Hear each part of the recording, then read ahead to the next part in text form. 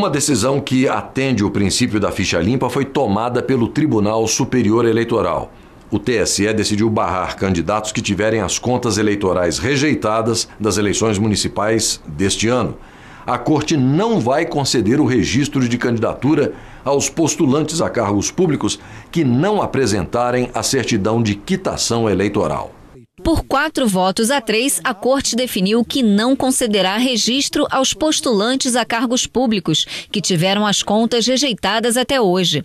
Há atualmente 21 mil candidatos nesta situação, segundo dados do Tribunal Superior Eleitoral. A certidão de quitação eleitoral é documento necessário para a obtenção do registro de candidatura, sem o qual o candidato não pode concorrer. Em 2008, o tribunal, numa inovação, exigiu que para a quitação eleitoral os candidatos tinham que ter a aprovação da prestação de contas.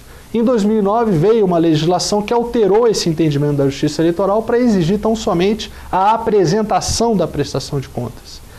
Em 2010, o tribunal, a Justiça Eleitoral, acatou esse entendimento e exigiu dos candidatos para fins de quitação eleitoral que eles tivessem tão somente apresentado essas contas.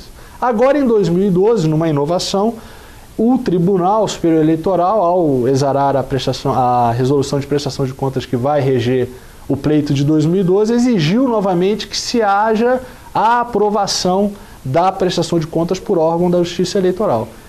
Caso não haja essa aprovação, o candidato ficará impedido de obter quitação eleitoral e, portanto, não conseguirá efetuar o registro de candidatura. Para o presidente nacional da Ordem dos Advogados do Brasil, essa é uma decisão polêmica, mas que atende o princípio do ficha limpa. É necessário que aqueles candidatos que tenham problemas em suas contas também passem a ter agora algum tipo de barreira para poder se candidatar. Essa matéria ainda vai à apreciação do Supremo Tribunal Federal, ainda não é pacífica, mas é um caminho muito interessante que o Tribunal Superior Eleitoral adotou para tentar, mais uma vez, aplicar o princípio da probidade e da moralidade dentro das eleições para os cargos majoritários e proporcionais.